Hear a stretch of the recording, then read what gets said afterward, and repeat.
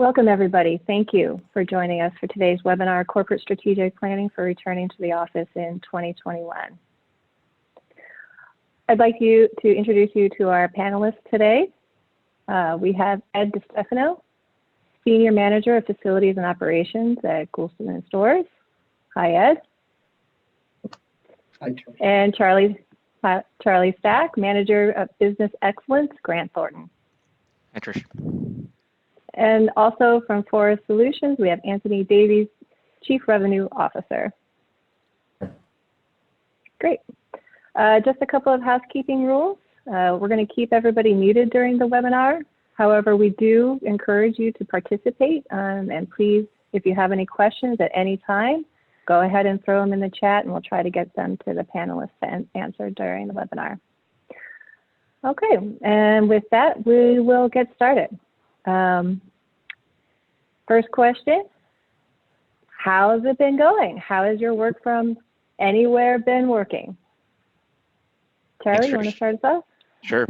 Yeah. So, I mean, early on, as I'm sure everyone else experienced, it was a pretty quick turnaround to kind of jump into the work from home model. We kicked off a project management office and kind of jumped right into communicating to our employees.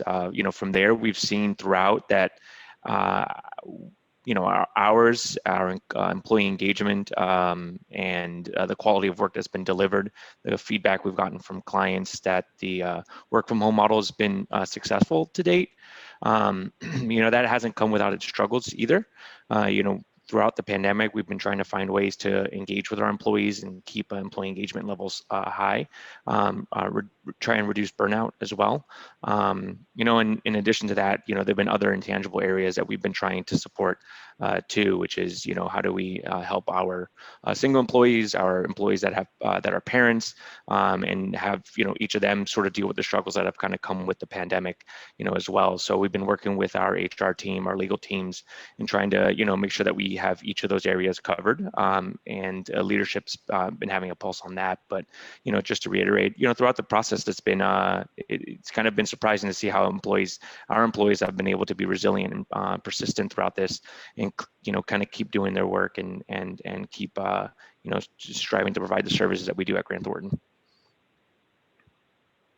I think I'll echo a lot of what Charlie said. All things considered, things have gone really well, and we've been fortunate. I think if you asked us, in February of last year, could we flip a switch and send everybody home and work remotely with an unknown of when they would return, you'd see a lot of beads of sweat on foreheads around the room. But we've had success, and I think the key contributions to that success have been, from a technology perspective, we've leveraged pre-existing technology, moved swiftly and aggressively to get it in the hands of the people who needed it so that they could replicate a sufficient office from their home environment.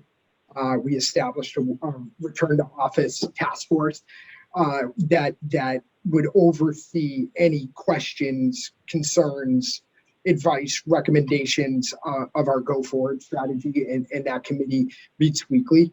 And then, it may sound cliche, but we relied heavily on the core culture of our firm, which is that we care about each other. So I think, we put that firm community first. We were concerned about the well-being of each other, and we checked in. And it was not just, hey, are you getting the work done? It was also, how are you? And how can I help? And I think those things, laid a good foundation for the success that we have found for the past year. Certainly, the overriding feedback I get from most of our customers across the country was that they were also surprised back in February that they were able to flip the switch and send everybody home, and it worked so well.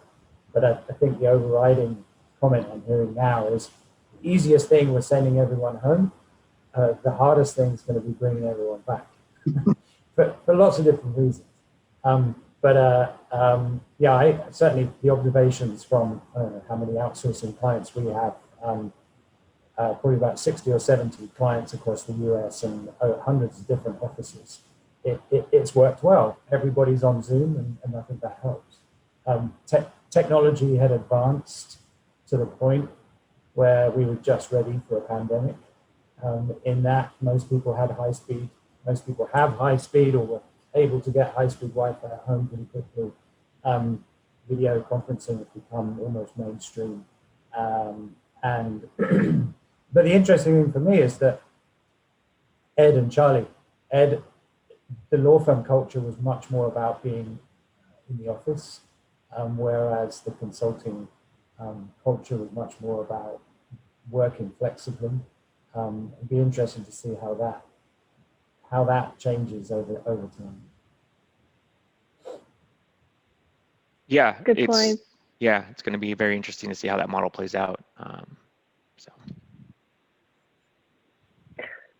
Well, that brings us, to the next stage, of course, is do you have a date for office return? And what factors are playing into that? Why don't you go ahead and lead that one off, Ed? Sure. We do not have a hard and fast date in which we will mandate folks to return to the office as of today. I foresee all of 21 being a transitionary year with a lot of flexibility and a lot of, volunteer occupancy within the office, especially as the vaccine becomes, there's not just eligibility, but there's accessibility. I think those are two key terms that tie into the vaccine and whether or not you're going to be able to unlock your and allow a lot of folks in. There's still governmental mandates in the states that we operate. So even if Coulson and Storrs wanted to let everybody back in, we're not allowed to just yet. And I think most importantly, we're just going to continue to monitor science and circumstance, right? I think the science is ever changing, the data is ever changing, the circumstances are ever changing. You have to keep an eye on things like, the safety and reliability of public transportation, the reliability and the volatility in childcare right now. And, every school district's operations and protocols are different than the one next to it. So I think to be fair, you will keep it transitionary for a period of time.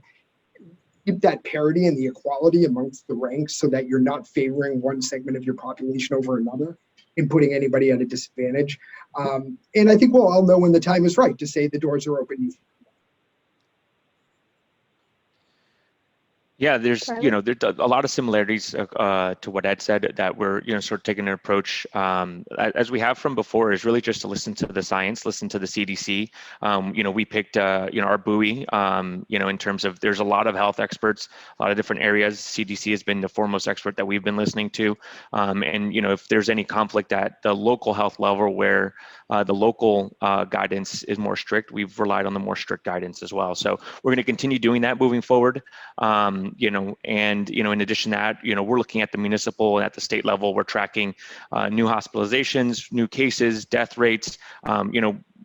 I'm sure as everyone has, we're seeing positive trends in the right direction, not kind of where we need them to be or want them to be, but we're allowing that to really guide us and not really try to put that cart before the horse in a way. And then the other side is, so we've made our offices available. In most areas, if not all, our services, taxes and audits are have always been required. So we're an essential business in many cases. So we've allowed safely, in certain ways, to allow our folks to utilize the office for very, exigent circumstances early on. And now more recently, we've lacked some of those areas, but still containing, safe protocols while we do that, and have allowed sort of folks to make a determination in certain localities, whether they want to come into the office and understand that there's, certain guidelines and rules that they need to follow and have been following at those locations. So we've kind of used all that to make a determination, allow our folks to determine when it's right for them to come back to the office. And how is it, I'm interested, how is your real estate footprint planning being affected by this? And, things like the number of meeting rooms, the size of meeting rooms, and the protocol for using meeting rooms and things. Are you already considering how that's going to change?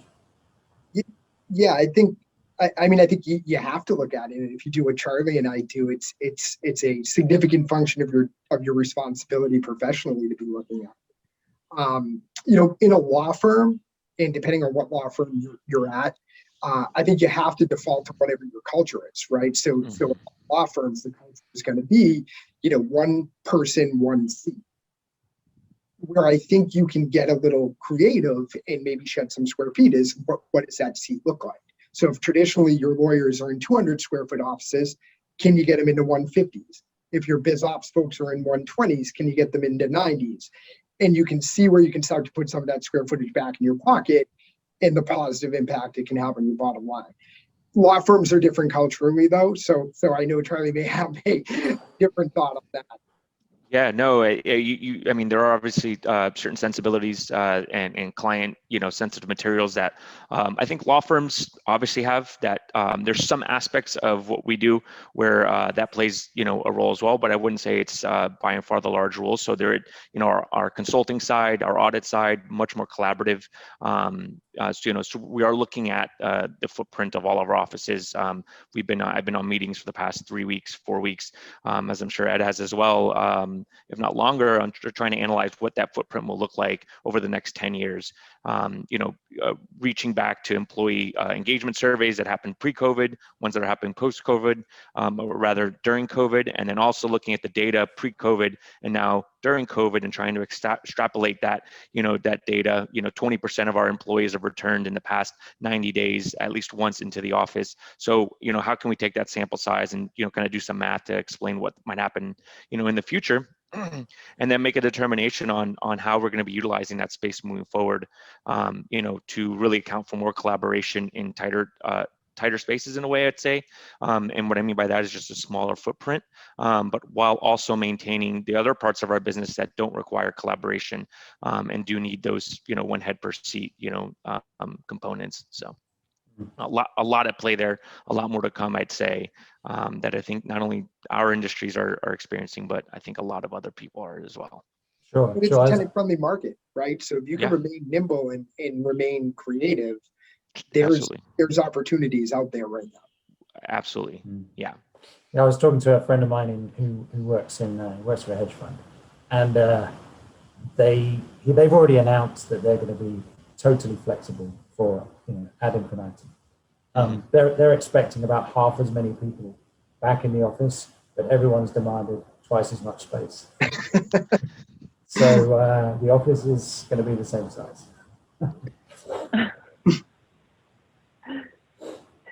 Okay, great. Well, following up with that, are either of your firms considering restaffing strategies like outsourcing and contingent staffing as you're planning your return to office? Charlie, I think this one goes to you first.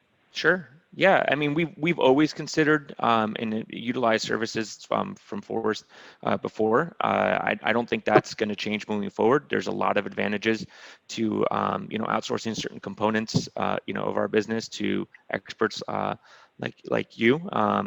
So I think moving forward, those will always be considerations and part of our sort of portfolio of work that we employ at each of our locations. Same, and I actually think in a weird way, one of the positives of this whole thing has been, in my career at least, this is the most collaboration, communication, frequency in which you're checking in, collaboration on switching up processes and protocols on a dime that I've ever seen with our business partners on the vendor side, especially within managed services. So where that has helped me and indirectly for us as well, is that now allows me to champion their services in a broader scope.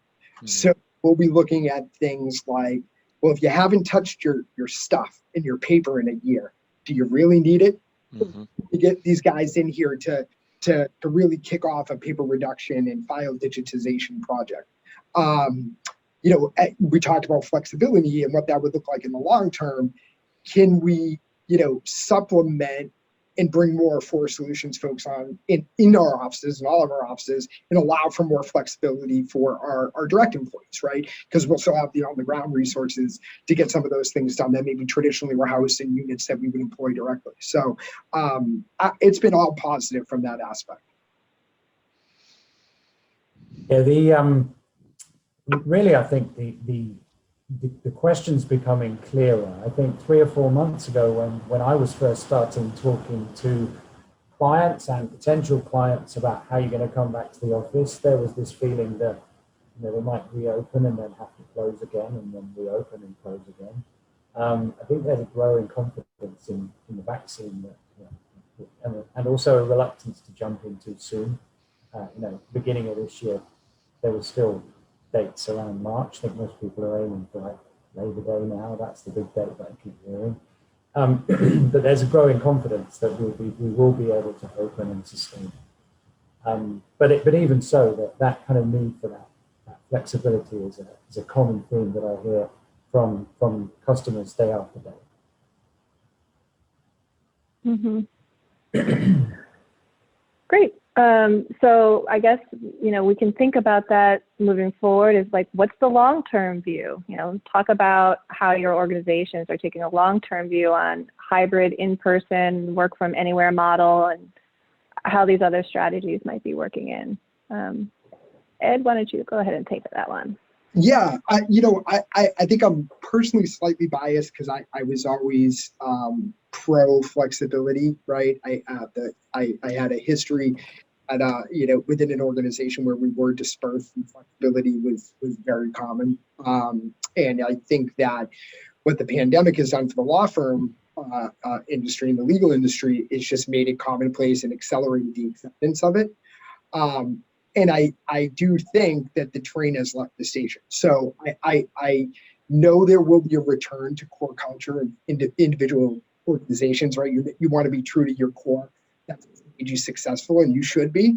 But you're not going to be able to put this back in the box, right? It is taken off, and that's okay. We should accept it and learn how to leverage it to our advantage. And I think if you're hesitant to accept it, or maybe you think that it will have too much of a negative impact on your culture, the downside of that is that you may be in a competitive disadvantage from a talent perspective.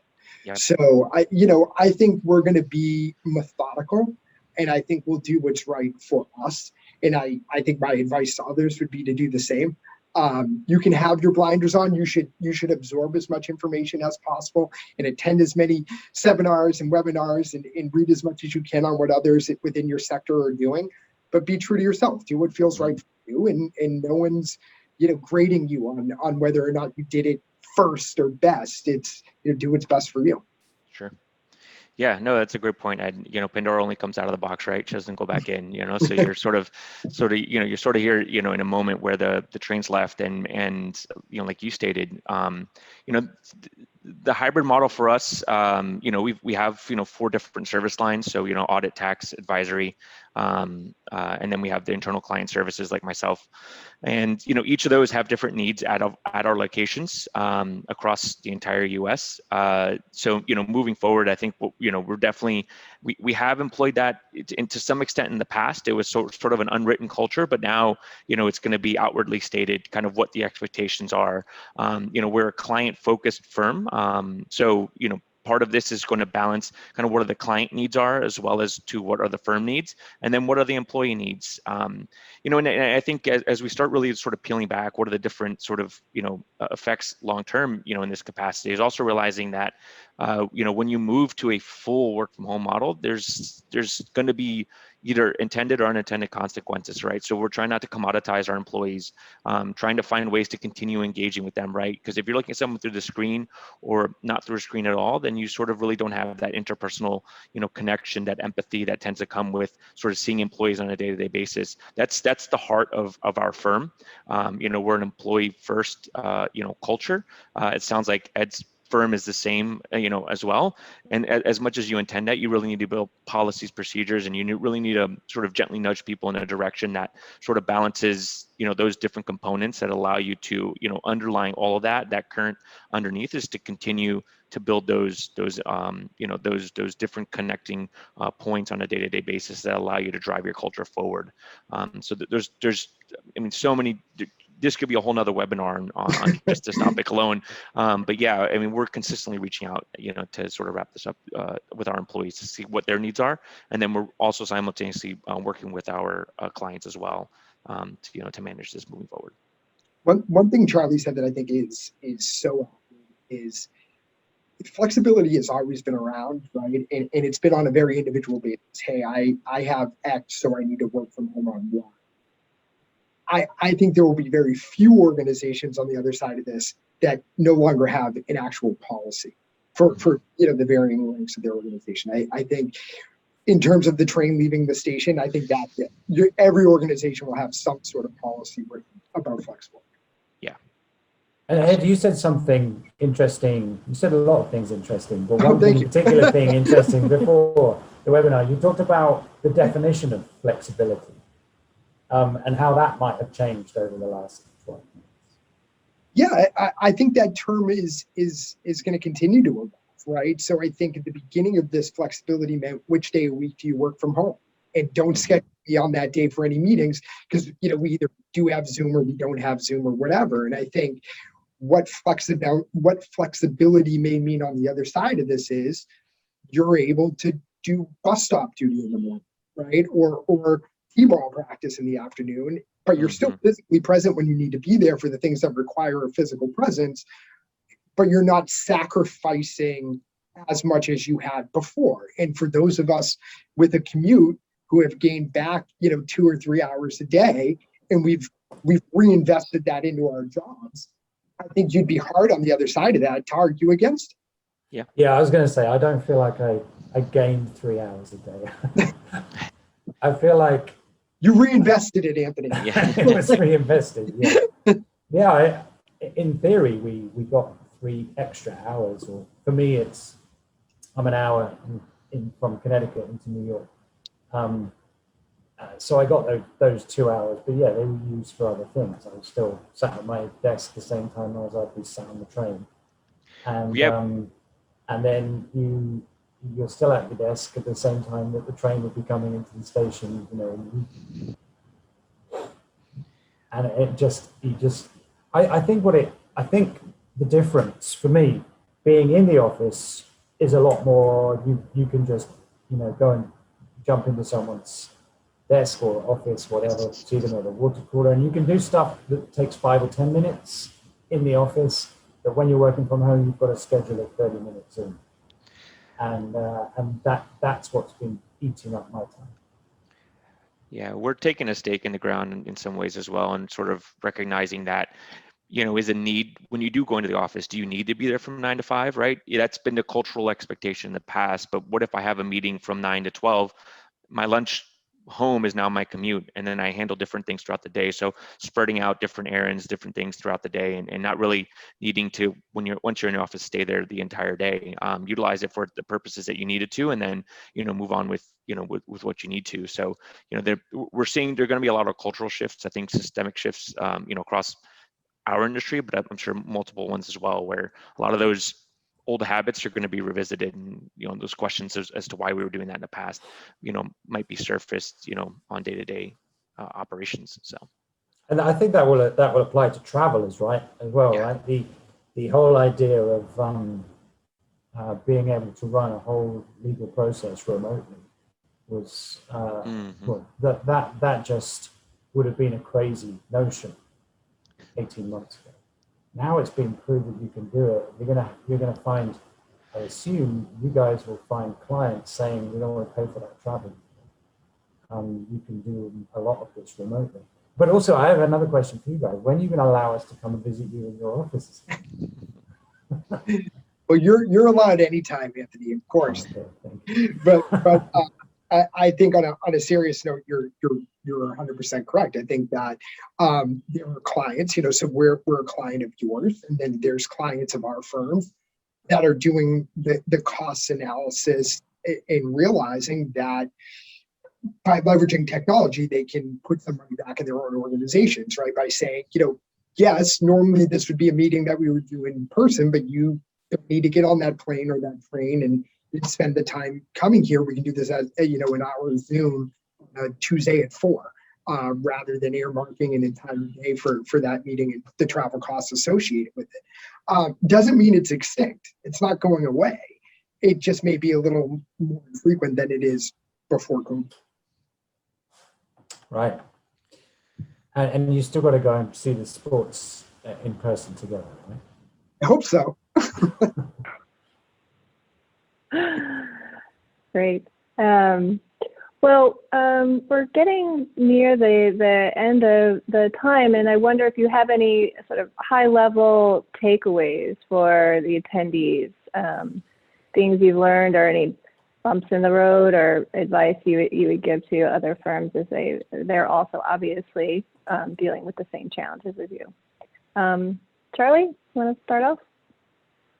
Yeah, I think, one thing that I've realized throughout, sort of this pandemic, one of the things I think early on became the feedback was even through channels that we monitor. We use like Fishbowl's sort of a monitoring channel that's sort of an anonymous way for employees to post sentiments. We, like many firms, we track, indirect areas of communication to understand sentiment throughout our firm. The feedback, in my opinion, or I think the data was showing that it was tremendously successful, was the over communication that we did early on and throughout the pandemic. Employees responded extremely well, especially when you did it in a very blunt fashion. There are certain ways to sort of work the channels and make sure that what you're communicating is accurate.